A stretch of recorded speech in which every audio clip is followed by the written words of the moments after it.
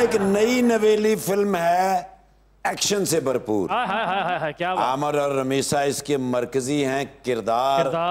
शहर के अक्सर सिनेमाओं के पर्दों पर नाम चलेगा जब राइटर डायरेक्टर का तो शोर मचेगा। बाबर अली वाह।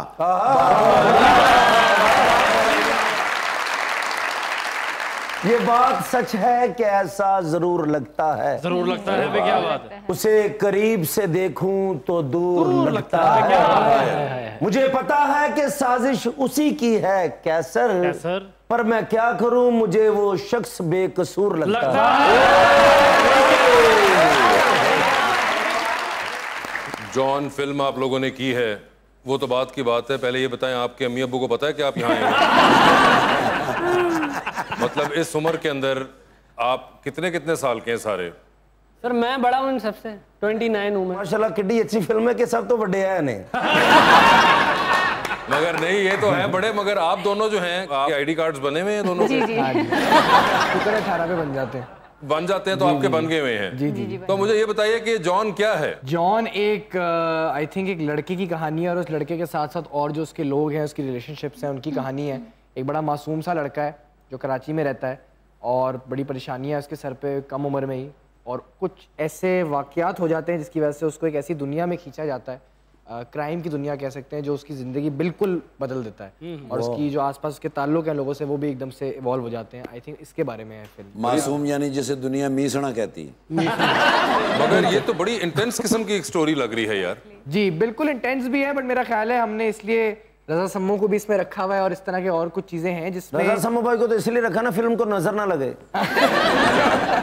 अच्छा। हाँ जी, तो आई थिंक इसमें रोमांस भी है, थोड़ा बहुत क्राइम भी है। दिखने में शायद कुछ लोगों को लगे कि थोड़ी आर्ट फिल्म टाइप है, बट मेरा ऐसा ख्याल नहीं है। मुझे लगता है कि इसमें वो हर चीज है जो एक कमर्शियल फिल्म में। और जिन्नी ताड़ी कमजोर से था सीन कर दे भी होश नहीं हो गए। मुझे 8 महीने पहले देखते तो आप तो बर्दाश्त नहीं कर पाते मुझे। अच्छा इससे भी कुछ 16 किलो कम था, अब जाके रोटी शोटी खा के बढ़ाया वजन। आप तो फिर इस साल कमजोरी में फर्स्ट आए होंगे।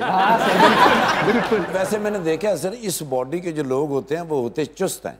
जी बिल्कुल। और वैसे मुझे ये बताएं, आपका भी डेब्यू है इस फिल्म में? जी बिल्कुल। तो आपको एक्टिंग का शौक कहाँ से हुआ है? बेसिकली मैं बचपन से मुझे शौक था, क्योंकि मेरे जो फादर थे वो स्टैंड अप कॉमेडी करते थे स्टेज पे, काफी उनका सीन था, तो उनसे कह सकते हैं जीन्स में आ गया था। अच्छा, तो नाम क्या उनका? तनवीर अख्तर खान। तनवीर अख्तर साहब, ठीक है। तनवीर खान, हाँ। तो बस उनसे शौक था, तो बचपन में उनके साथ बैठती थी, वो काफ़ी बताते थे जोक्स वगैरह, एक्टिंग।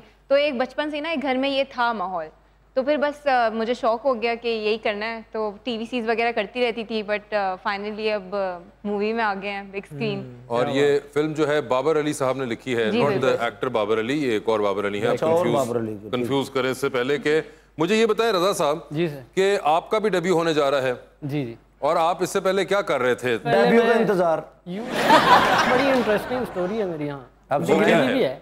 वो ये कि ड्रॉप आउट हूँ यूनिवर्सिटी से, स्पेस साइंस पढ़ने गया था। Space science? जी। अच्छा। तो वो खला में ही फिर जो है ना सोचें रह गई, तो मैंने कहा कि ये तो हो नहीं रही, मतलब बड़ा पुअर स्टूडेंट था मैं इसमें, लेकिन फनकारी में अच्छा था, तो इसलिए ड्रॉप आउट। मगर अगर इतने पुअर स्टूडेंट थे तो आप गए क्यों थे उस प्रोग्राम में? पता ही नहीं होता, कुछ काउंसलिंग ही नहीं होती, दोस्त का हो गया चले जाओ। मगर क्या कोई दोस्त गया था स्पेस साइंस में? ऐसे ही, हाँ जी। तो उनके साथ आप भी चले गए? हाँ, चल हम दोनों साथ रहेंगे, हाथ नहीं छोड़ना, साथ नहीं छोड़ना। उसका काम तो सर तमाम हो गया, उसका एडमिशन नहीं हुआ, मेरा हो गया। उसका एडमिशन नहीं हुआ, आपका हो गया था? मेरा हो गया, मैं चला गया। और उसके कुछ अरसे बाद आपको रियलाइज हुआ कि ये नहीं हो पाएगा? फिर आपका भी काम तमाम हो गया।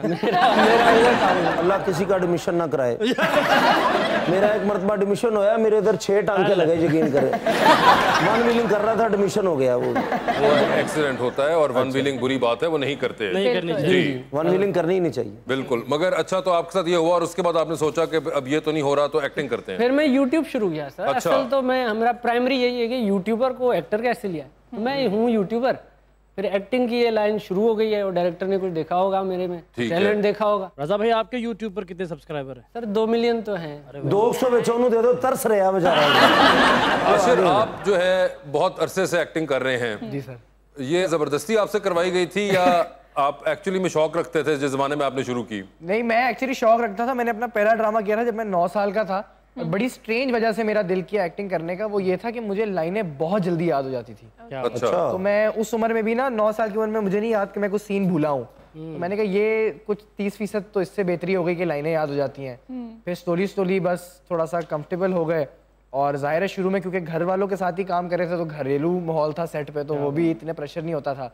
और बस करते कराते बस बहुत प्यार हो गया इस काम से, और फिर मैंने कहा यही आशिर, म्यूजिक कब आया आपकी जिंदगी में और कैसे? सर म्यूजिक एक्चुअली ना मेरे खानदान में हर इंसान, मुझे लगता है मेरे नाना से लेके मेरे फादर, मेरी अम्मी, हर बंदा सुरीला है। किसी ने उसको उस तरह परसू नहीं किया।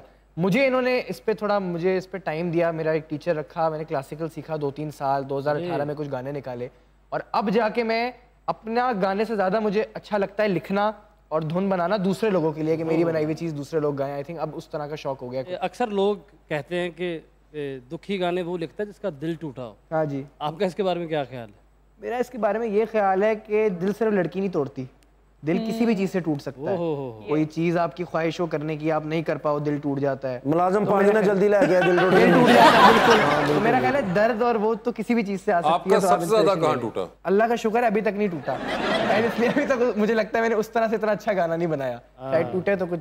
मगर ये कोई साइंस होती है कि दिल टूटा हुआ जो, मतलब मुझे भी नहीं पता, लोग कहते हैं, लोग कहते हैं आवाज में दर्द आ जाता है। अच्छा। जब आएगा तो अक्सर कहते हैं ना कि आवाज में दर्द आ जाता है। तो गला खराब होता है, इधर दर्द हो रहा है। ऐसा हमारे गजल सिंगर थे वो चलबस से जाज कैसर साहब, तो उन्होंने कहा कि यार ये गलत है, जब आर्टिस्ट अंदर से ही हैप्पी नहीं होगा तो वो आपको खुश नहीं कर पाएगा, चाहे उसने रुलाना भी, आर्टिस्ट को अंदर से खुश होना चाहिए बेसिकली। ये बातें अफवाह है कि जी दिल टूटा होगा तो ज्यादा अच्छा गाएगा, अच्छा ज्यादा दर्द, ये अफवाह फैली हुई है। नहीं, आप तो बड़े खुशी के गाने गा रहे होते हैं। नहीं, मगर दुखी भी गाते हैं तो उसमें लगता नहीं है। बेसिकली खुश रहना है, फिर ही हम दुखी भी गा पाएंगे, फिर ही हम हैप्पी भी गा पाएंगे। लेकिन जरूरी नहीं है। आप हमारी तो दुआ है, अल्लाह पाक आपको कामयाब करे। हम 4 साल तो मैंने लगते नहीं रहा। मगर वैसे आपको भी कोई सिंगिंग वगैरह का शौक है रोमैसा? नहीं जी, मुझे बिल्कुल भी, मैं सिंगिंग से कोई दूर। और ये आपको सुनाते थे गाने मुफ्त के अंदर सेट पे? नहीं, हाँ, हर सुबह मेरी इनकी आवाज से होती थी। जैसे हम कार में जाते थे, पिक करने आती थी गाड़ी, तो ये अपनी किसी के गाने होते थे या कोई आपकी भी रिक्वेस्ट लेते थे? ये कि बेसिकली हमें बड़े पुराने गाने बड़े पसंद हैं आश्रय, मुझे दोनों को ही। जैसा कि 2000s के एंड एवरीथिंग। अच्छा, ये पुराने हैं 2000s के? हमारे लिए तो वही पुराने हैं। ठीक है, लेकिन एक गाना बताएं कौन सा? नहीं, हम उस तरह के पुराने आज जाने की जिद ना करो। हाँ, आज जाने की। कब हो जाती थी ना शूटिंग, फिर गाना शुरू कर देगा आज जाने की। असल में हमारे कॉल टाइम होते थे रात के 2-2, 3-3 बजे के, मतलब अजीब से कॉल टाइम है ना। तो अब बंदा सो के उठा नहीं जाता था, तो फिर ये गाने उठते थे तो उससे हम उठ जाते थे जब ये सुनाते थे। तो अभी सुना दे थोड़ा सा मेरे लिए भी कोई। आज जाने की जिद ना करो। क्या बात, क्या बात। यूं ही पहलू में बैठे रहो। क्या बात है। यूं ही पहलू में बैठे रहो, आज जाने की जिद ना करो।